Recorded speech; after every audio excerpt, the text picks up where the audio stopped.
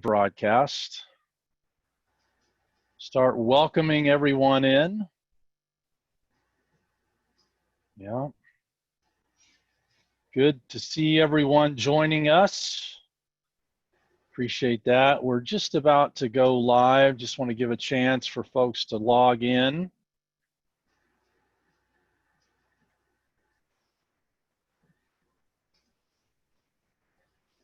Another few minutes here. As you're logging in, why don't you all go through our greeting of opening the Q&A button. The Q&A button is at the bottom of your screen. There's a little icon that says Q&A. Open that up for us.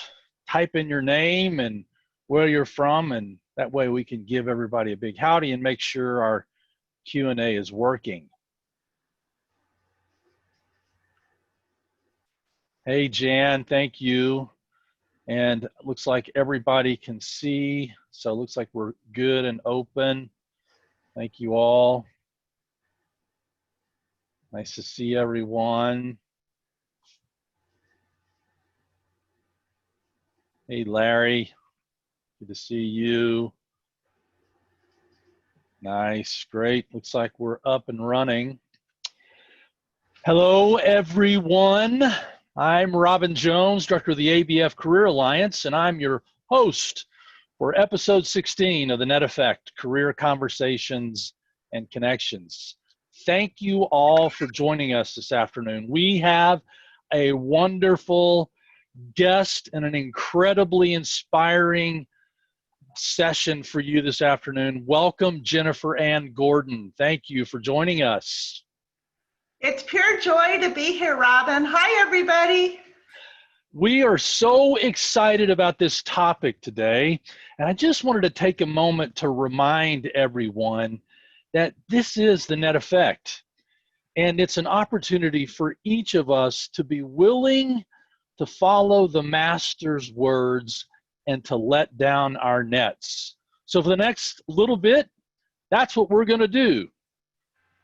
Before we do so, I want to make sure again that you've opened the Q&A. If you're having trouble seeing us or opening the Q&A, you may need to download and run Zoom, the application. That's what enables you to engage with us and participate, and we love participation. So be sure that if you have any questions during our series today, make sure you put them in the Q&A. I'll be monitoring it and watching for comments and questions, and the community can also see that. So if you have any issues, just let me know in the Q&A, and I'll do my best to work through them. So we have an interesting topic today, curiosity and question answers, right? And that's Jennifer's own special word. She couldn't find a word, so she decided to write one because she's a writer. She has the authority, right, Jennifer? That's absolutely correct, Robin. I could not find a word that meant getting the question right. And by right, we've all had these experiences where we keep asking the same question, we regurgitate it or water wheel it over and over and never get an answer. And that's because the question isn't right. It's a wrong question. And the reason it's wrong, it is springing forth from an assumption that is incorrect. And so I wanted a word, and I couldn't find one in the English language that meant asking a question that already contains the answer or that leads to new discovery. And so the answer is question answer. Well, I love it, and you have the right to do that. This is your latest book. Jennifer has an incredible background. Writing with Your Ears is her latest and newest book, and we'll circle back to that later. But we're gonna have some fun references from some of Jennifer's secrets that she's going to be sharing with us today. Whoa. Yeah, that's right.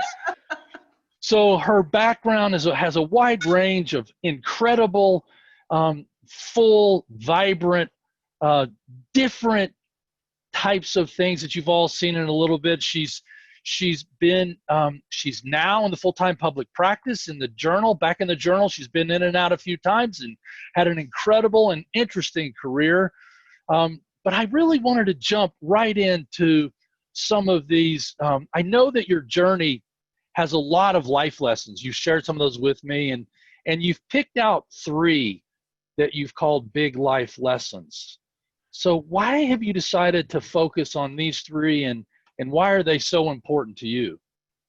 These 3 lessons are vital for every other lesson learned and for every relationship, business relationship, healthy relationship with a sweetie pie or a parent or any other relationship. So they're all relationship big ideas.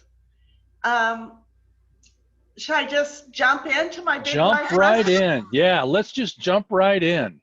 All right, so in high school, when I was a senior, I was required to take speech. Now, my class only had 4 people in it, and I could not give a speech. I wanted to throw up. I was breaking out. I was sweating.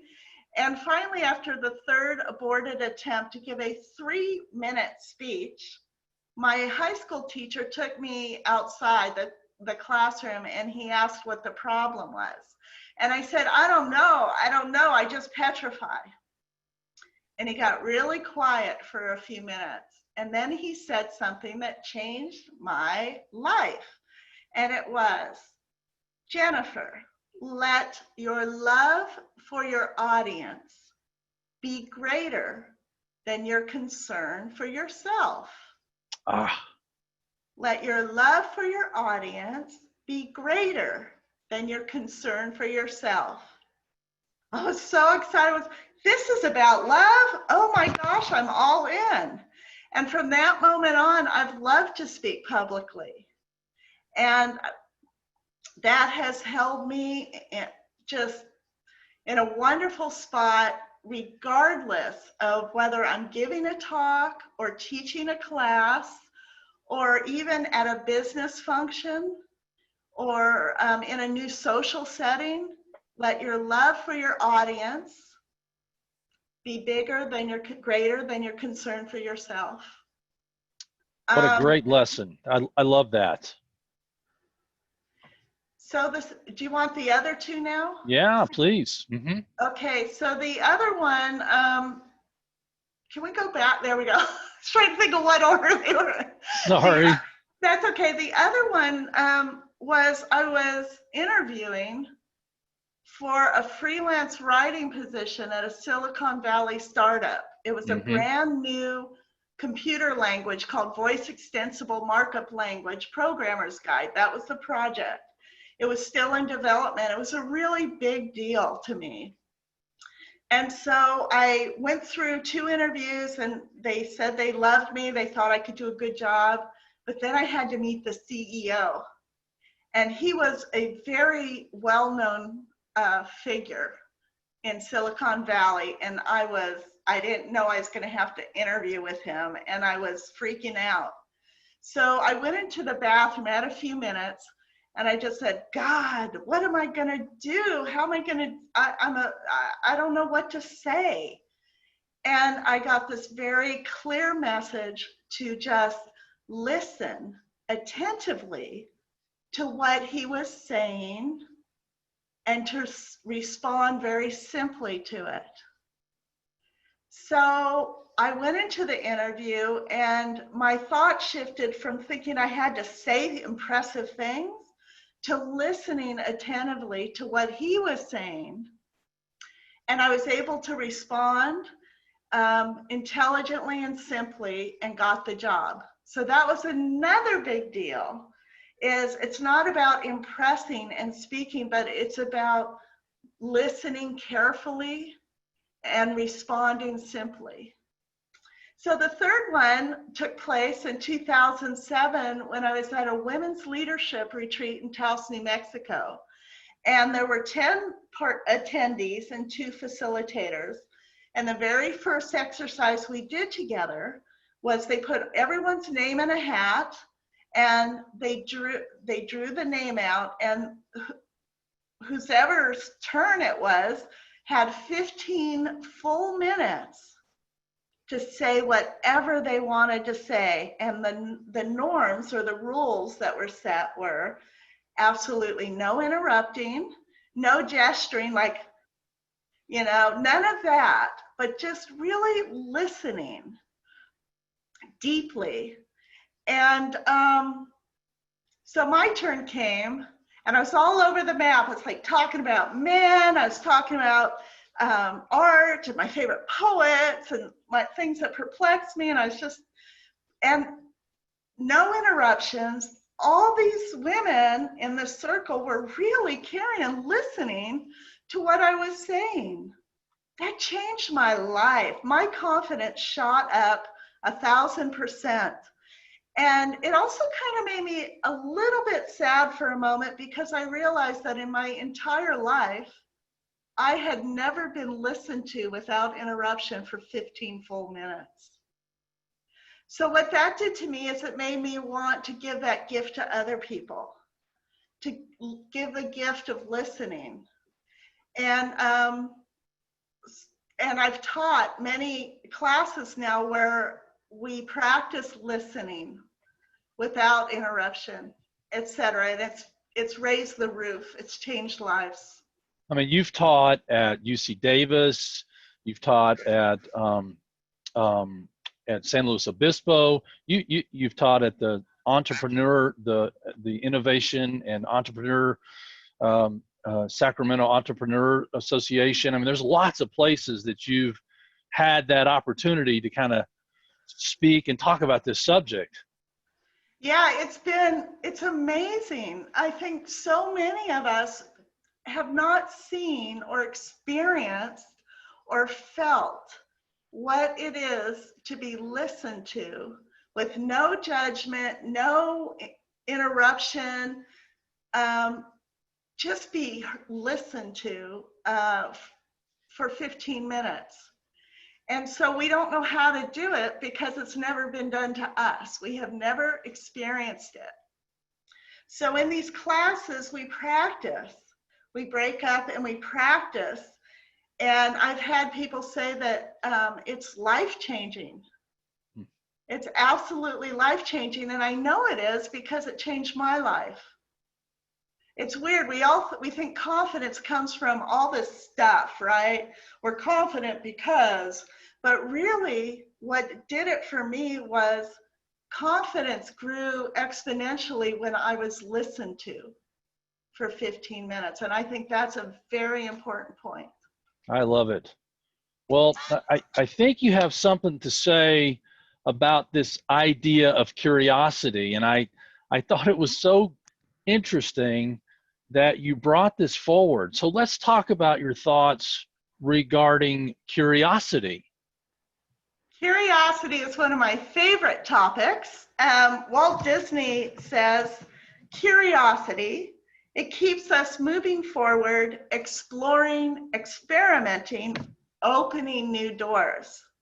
And it seems like the net effect is a lot about opening new doors, which really, curiosity is about opening new thought. And when you open your thought, you open the doors too. So the definition of curiosity is the desire to learn and know about anything, inquisitiveness. Curiosity is a gorgeous quality of mind and soul. It's an expression of brilliance, of being engaged. And it's not something that you either have or you don't. The minute you decide that you want to be more curious, curiosity happens. And the more you practice curiosity, the more curious you will be. Curiosity, to me, the foundation really is love.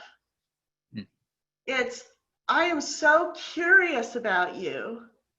I'm going to listen carefully to what you say And when I listen to what you say, the question answers will come where I can learn even more. And so we're talking about curiosity in relationships.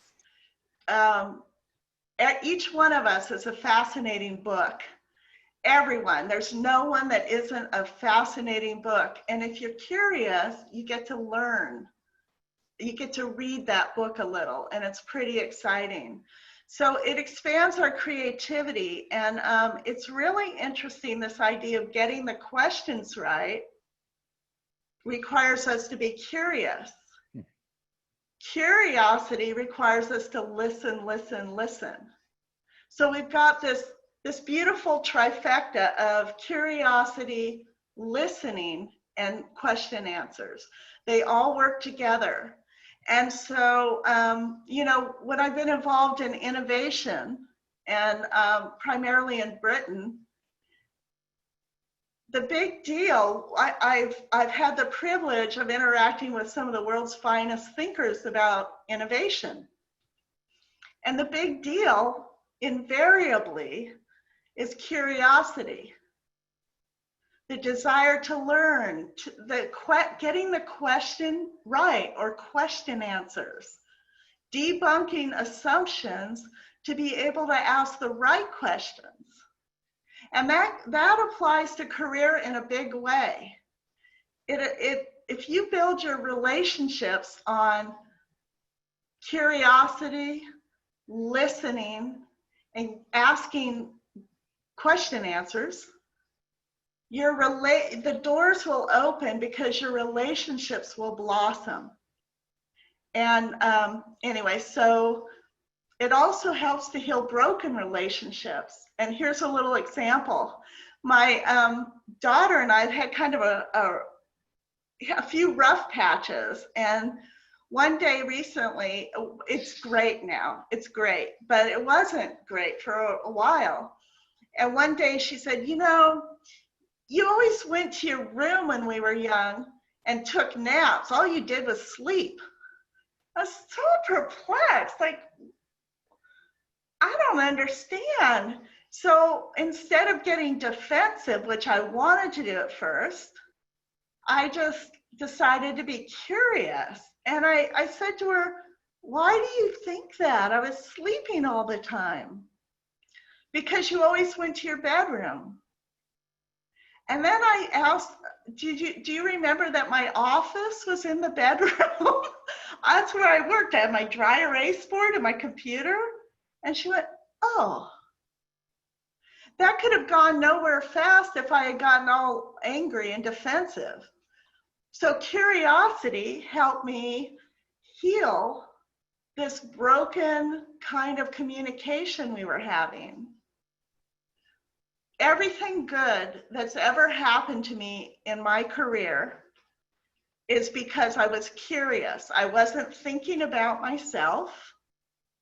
I was so interested in other ideas that people had, ideas that other people had, and went on this treasure hunt, this incredible treasure hunt. And when you do that, you get invited to the party. You do. It's a whole different thing than impressing people, which is just redunculous. So anyway, Robin, do you want to get a word in edgewise? I'm loving and I'm listening. So what I would love to know about is the memorable conversation in San Francisco at the book party, at the book launch that you talk about. Oh, this was so cool. It's everything you picture in San Francisco with a tech company. Some friends of mine who live in Sydney, Australia were in town, and they had just written this book, and it was an awesome book on innovation. And so I was invited to this book launch party, and it had the most fascinating people. And actually, if you're curious, you tend to find fascinating people wherever you go. But I said in this loft in San Francisco at this book launch party, and I met this man who taught graduate students at UC Berkeley, and his area of he taught one class on language is getting the words right is essential to innovation. And that, as a writer and someone who was always seeking to be more innovative, I was so excited. So I just kept asking him questions, and we had this wonderful time. And at the end, he told me that his students, remember they're graduate students, his students never asked questions. And he was banging his head against the wall because that was so important. And he asked me to come teach his students how to ask questions. So that was an opportunity that happened just because I was very interested. I was curious about what he was doing and what he was thinking. How to have a difficult conversation, curiosity in action. Well, I gave you the example of my daughter thinking that I was sleeping all the time when I was working. Another example is at church, it seemed like there was a large group in the church that anytime issues of money came up, they acted all depressed and serious and linear, and I couldn't figure it out. So one day I mentioned it to one of the people in this group, why is it? What's going on? Well, she told me that she had $2 million embezzled from her business and that she was struggling desperately to make ends meet. So she didn't want our church to be foolish and lose money or make mistakes. Okay, so I quit being snotty and arrogant and judgmental and a know-it-all, and all of a sudden my heart went out to her because I realized that this group of people were having challenges or had challenges. Another member of this group, she grew up very, very poor and hadn't been able to let go of that memory. So she was extra tight and careful about the money. So it helped me being curious, why does this happen? Helped me and led me to a place of compassion and prayer. And believe me, when you're snotty and judgmental and arrogant, you don't feel very good. And so I felt so much better being kind and loving and understanding.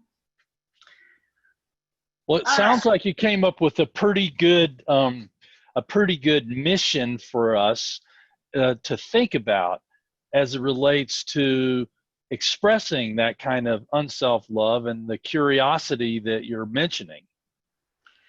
Yeah, I'm on this mission every day and I have to practice. Sometimes I just totally blow it, and that's okay. The desire is there, and you just keep practicing. What I want to emphasize here is that curiosity, listening, question answers will open up your career opportunities. You'll be happier too, and you'll make this great communities filled with people you feel are friends, real contacts. So yeah, your mission, express unself-love by remaining curious and listening for understanding. Unself-love is liberty, and it allows you to see real opportunities. It allows you to bless others, whether or not you think you're going to get something from them. I'm talking about especially the career paths and changes and stuff. And you'll be more distinct because you'll be more yourself. Isn't that funny? Unself-love allows us to be more our true selves. Well, I love that idea. Yeah, that makes sense. Yeah, it's kind of the opposite sometimes of what you read about. But the more you unself-love, the more yourself you are. And that means the more distinct and shiny you are. And so let's practice this. I'm going to be practicing it too, so we can all do this together. When we're listening to one another, no interrupting. Sometimes, you know, it's like this jump rope where you're talking to people and you can't get a word in. No gesturing or physical feedback, because the minute you start gesturing, you've already quit fully listening to them and you're starting to let them know how you feel. And the third is be 100% present. Do not check your text. Do not, I mean, can you tell this is a pet peeve? Do not look at your phone. Do not divert your attention from that individual that's speaking.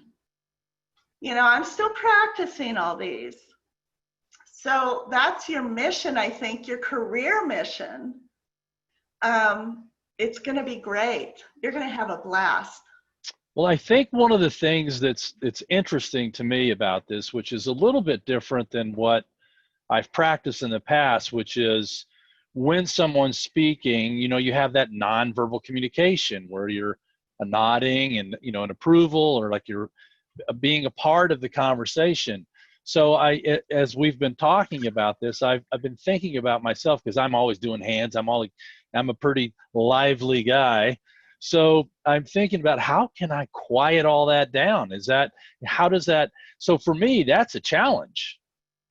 It is. And you know, when I give these, or in the past, I no longer do it, but when I gave writing workshops for women, some of them just couldn't figure it out. The key is, though, it's very interesting. The key is that when you're learning to listen deeply, that those things start to fall away.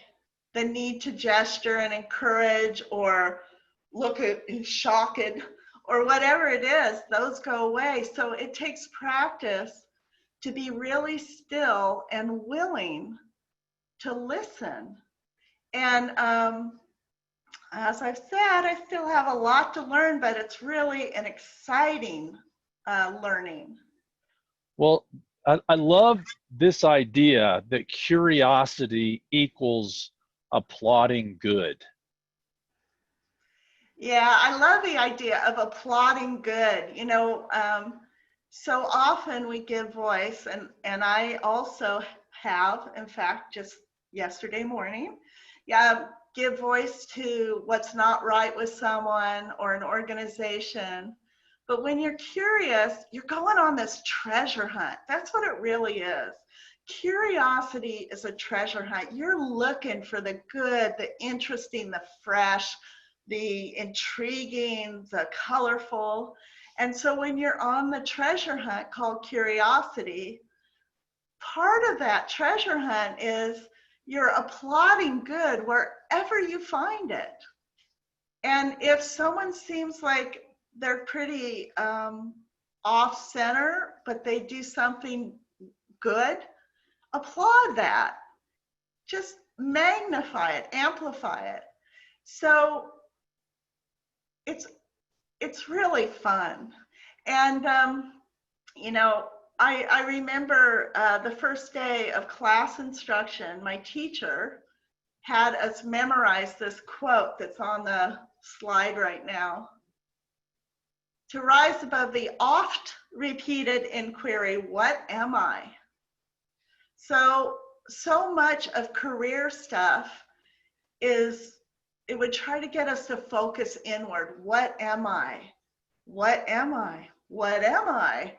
And she says, rise above it to the scientific response. I am able to impart truth, health, and happiness. And this is my rock of salvation and my reason for existing.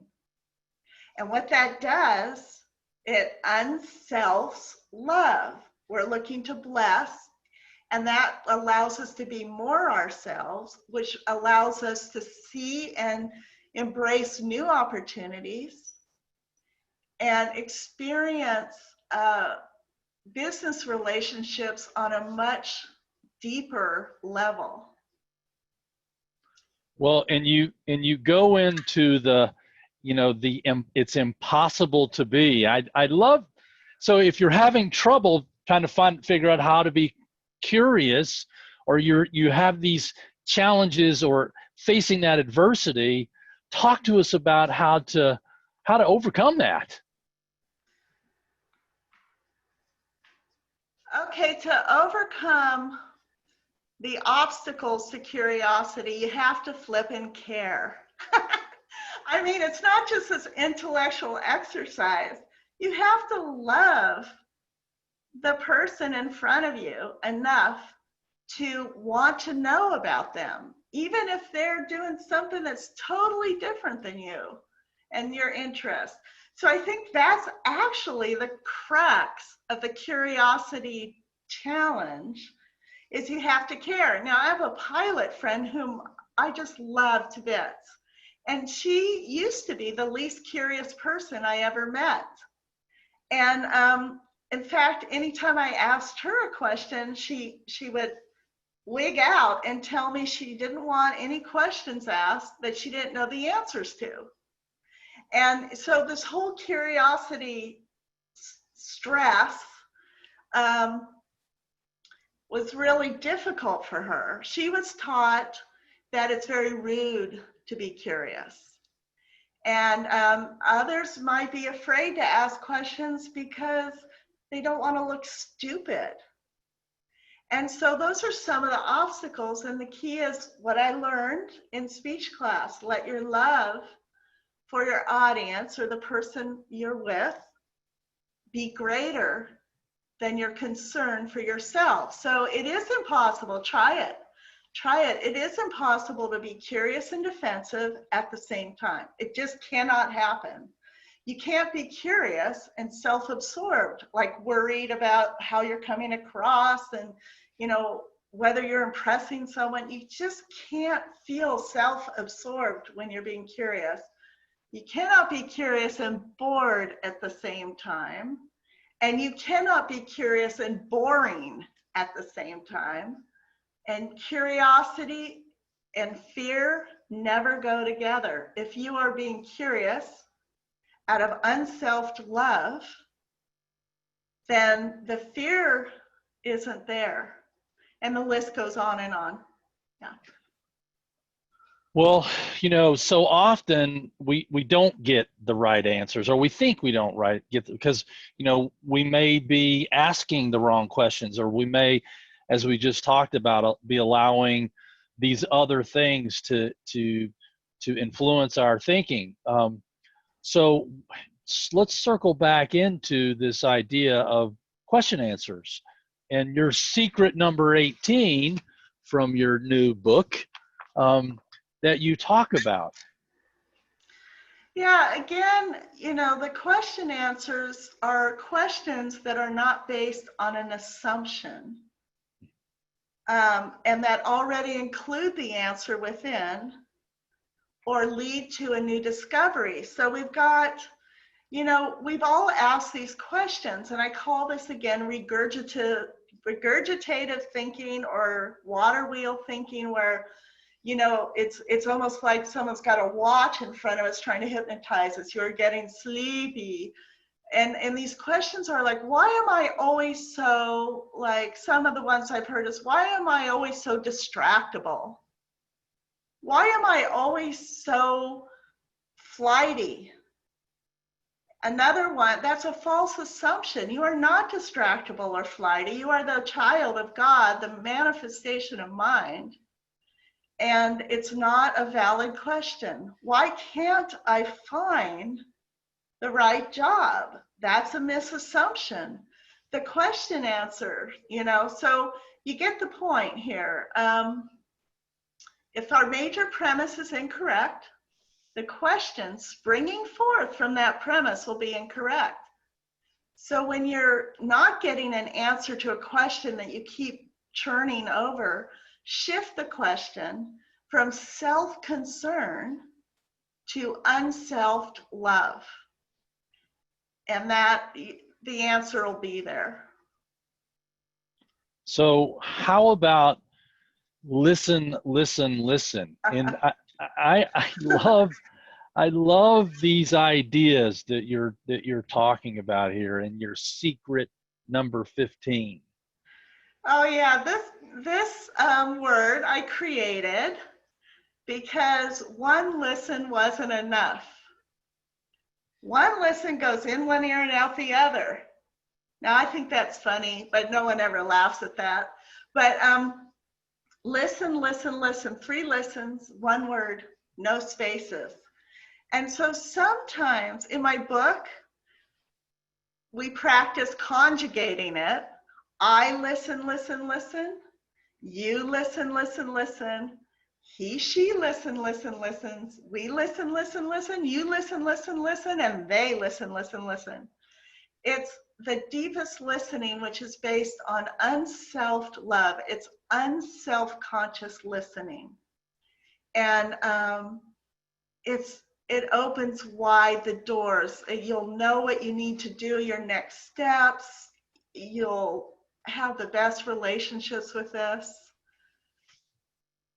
So in thinking about a career map, or in thinking about career transitions or changings, or I'm unemployed, or whatever those things that we're facing, or a job change, tell us about where you go in that to answer those question answers. Well, I always go straight to God first, you know, and God has brought these, what I call angels with arms, into my experience, people who know certain things that I can learn from, or people who know people that are happy to introduce me. But it begins with God, and beginning with God, you can't separate God and yourself. So you have to begin with yourself, God and you as God's image. You are loved, you're complete, you're brilliant, you're clear, you're curious, you're capable, you're anything that says otherwise is Tommy rot, which means absolute foolishness. So then you proceed with unselfed love, which is loving yourself as God's image, loving God, loving yourself as God's image, and loving others without any self-consciousness, self-concern, or selfish motivation. It's insatiable curiosity, and listening for understanding. It's just like this gorgeous trifecta of career success. And lastly, it's not up to you. You don't have to listen to all the noise out there about your chances for getting a job, or you trust God to take you where you need to go. And I say that's a very basic and complete career map. Well, you bring forward some wonderful resources, and it's an interesting collection that you put together here. I mean, what would you say about this list? This list is awesome. Okay, so do I have time to go through a few of them? Well, you can go through a few. Yeah, just a couple minutes. If you don't do anything else, the first 3 are essential, and they will help your career immeasurably. Now discover your strengths. It comes with an online assessment of your strengths, so you quit trying to be good at the stuff you're not good at, and you start focusing on building on your strengths. Love is the Killer app, how to win business and influence friends. My friend, he became my friend after I read his book. And This is an international bestseller. It's one of the best business books out there, and it's really a joyful read. And then Difficult Conversations, How to Discuss What Matters Most. The most awesome, easy to read book, and it focuses on curiosity and listening. Curious. So, yeah. So, and then the others are just in the world of leadership and innovation and entrepreneurship. I found these others to be extremely wonderful. When you're guiding people and you want to create a thinking organization, when you want a very energized workforce, and the appreciative inquiry stuff is just so neat. It's how to frame questions in the positive so that it brings out it doesn't ignore the negative, but it brings out the best thinking in people. So those are some of the juicy ones, yeah. Well, it's amazing how quickly our time has gone. I can't believe how quick these things go. We do have some questions that we want to get to here before we leave. I'm also at some point going to launch our poll, but I did want to answer Kimberly's question real quick. She says, traditionally I would use a gallery to show and sell my work. What do you suggest I do at this particular time? Got any ideas for Kimberly? Well, of course, I'd say start with this gorgeous God we've got named Soul. And two of my favorite, this may not satisfy you as far as nuts and bolts, but it's really the crux. It's always held me in good stead. And that is, I have two favorite prayers. When I'm not sure what to do or how to proceed, they are, show me, and what's up, God? And those two. So I would also say to explore what is being done, to really be conversant with your industry, and to do it with great curiosity, and to maybe even contact people who are doing it well, and they will more than likely love to talk with you about it. I love that suggestion. I mean, I think we always undervalue having conversations with people in the realms of interest. People always are willing to help in most cases, and they're full of ideas, particularly when someone's starting out and trying to figure out what the next steps are. And I know that kind of thinking is going on all the time. My wife was just at a local business meeting here in town, and all the business owners were working together to try to figure out what they can do and how, and what are you doing and how are you doing things. So it's a great time to really reach out to folks because there's a lot of thinking going on right now about that. Another question that we had was how to support and motivate staff, how to be a better communicator. It's kind of three questions. And how to go about, so this is a separate one. So how do you communicate and motivate a staff? I don't think that you can motivate a staff. It's not up to you to motivate. The best things happen when people are self-motivated. And so again, there are the trifecta of curiosity, listening, listening, and question answers. So often we don't really take time to listen to our team, and we don't ask for their input. And there'll be some people who are like, domineering, and they'll dominate so no one else gets a chance.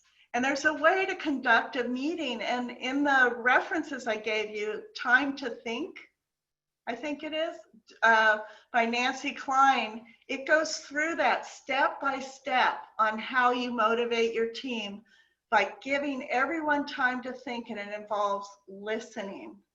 And it's a phenomenal book. Great. How about this question? What most recent challenge have you had that spurred your growth? Oh my gosh, a singular challenge. I would say I've had some challenges with family, and they might as well be the same kind of challenges come up in business worlds too. Again, this had me, I was very displeased with my youngest son's behavior. And I had a litany of reasons why it was wrong. And I just felt he had to know because I wanted to protect him. I wanted him to know so he wouldn't do this again. So I sent this text to him because that's the way things go, usually, texting. And we're very close normally. Well, it just totally hurt his feelings. Then it hurt his wife's feelings. And it was just a big mess. So I still felt like, well, he'll recognize that I'm right at some point. And then one day, I was telling a friend of mine about what I had done, and he was totally quiet. And that silence said a lot. And all of a sudden, I saw everything differently. Which brings up the side point that don't be afraid to be quiet in a conversation. We're not at ease with that so often, but we can become at ease, and that's very good. But anyway, and so I realized that I'd been being a monster-in-law, a biatch, and all sorts of things that I never want to be. So what I did is I wrote a very simple letter of apology. And I said to him and his wife, and I said, I've been a monster-in-law, a biatch, I've been harshly criticizing you, and I am so sorry. I love you, and from this point on, I commit to loving and respecting you unconditionally. Please forgive me, Mom. So that was a really big deal because I love my kids and we're all very close, and it looked like it was just blown apart. And I learned a lot. And mostly humility. And but now it's better than it's ever been. And it's all because I committed to loving and respecting them unconditionally. So that was a really big lesson. And it wasn't that long ago. So. Well, Steep asked this question. She says, it's Corinne asked this question, forgive me. How has writing impacted your journey in Christian Science? Have you discovered healing as you wrote? That's a gorgeous question. Yes, we see yes. Writing is never just writing. That's the key. It's about being conscious of living and conscious of loving, conscious and alive to life, alive to new ideas. And so as you write, the infinite ideas come. And writing and praying, we could call it priding or raying, they're really just one and the same for me. Does that answer the question? I think so. I get these kinds of questions almost every week about, what do I do if I don't have experience and I'm looking for a job, or I'm someone, I'm entering the marketplace after not being at work for a while, or I'm someone that's over the age of 35 and I'm trying to find my way through all this. With all the different things that you've been involved with marketing and innovation and working with business owners and helping people, where do you send people to? God, but also, you know, those aren't question answers because they're based on an assumption, a misassumption. So, for example, can I have a decent career? Can I advance in my career after 35? Well, first of all, who's in charge of your career? God is. And so all the facts and figures and statistics have nothing to do with you. You can be uninvolved with all the noise out there that says there are certain parameters or laws. God is infinite mind and will guide you and put you exactly where you're needed. And the last, you know, it's a big topic and I could talk for 4 days, but because it's very exciting to me. But the other thing is, you know how we always talk about supply equals demand? Well, let's flip it. Demand equals supply.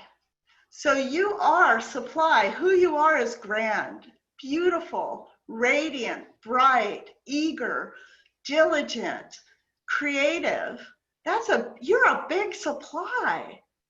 And so the demand for you is equal to that. That means you can never be unneeded, unseen, unwanted, unheard. And I find that very exciting, that demand equals supply. Well, we're getting long here in the day. I'm going to launch my poll. I would appreciate it if everyone who's on would take a moment and complete our poll. We do have some more questions, and I did have a few people that wanted me to back up and see the fabulous resources that you've put together. And I want to remind you all that the recording is going to come out to you tomorrow. So you'll have the recording, and if you don't get the list down this afternoon, you'll have it tomorrow in its entirety. So you can, you know, you'll have the links and the specifics as it relates to that tomorrow. So again, you're not going to miss anything. I think maybe one last question. Let me just see if I've got anything here left on the Q&A. So, okay, great. Got that answered. Terrific. I think we've got that question.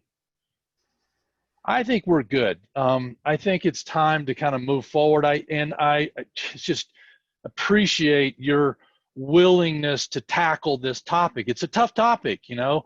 How do you listen more effectively? It's always something I'm trying to work on myself, and you've given us some new insight, and I love your book. I have it. I've read it. I've been taking notes, and I love all the great ideas that are pouring forth there. And so if you want to find our sweet Jennifer's book, you can go right to Amazon and you'll find it there. She's also graciously become a career ally and is willing to have an information interview, talk with you, and you can find her direct connection on the Career Alliance website, abfcareeralliance.org.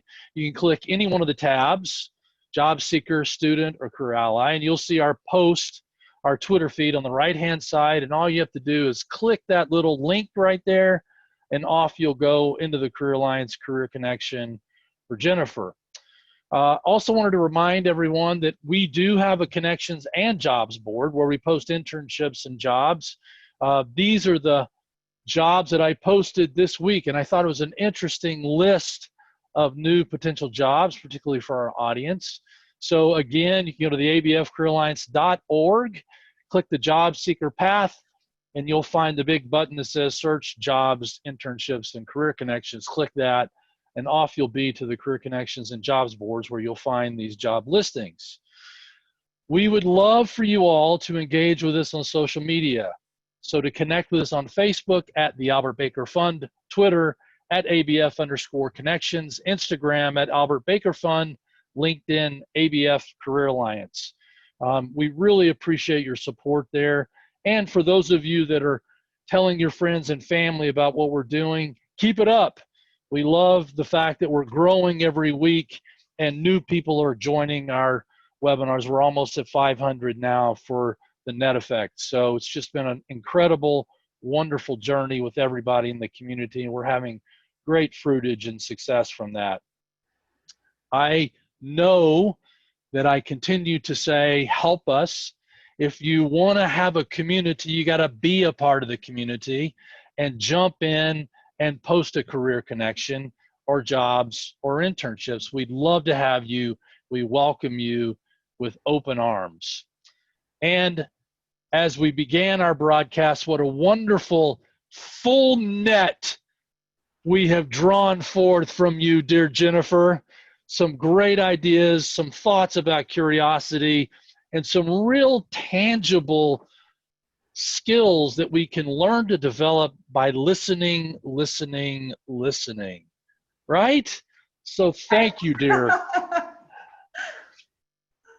It's been really fun, and all these things are expansive topics, but I hope that today you just got a little morsel to get you excited about some of these ideas.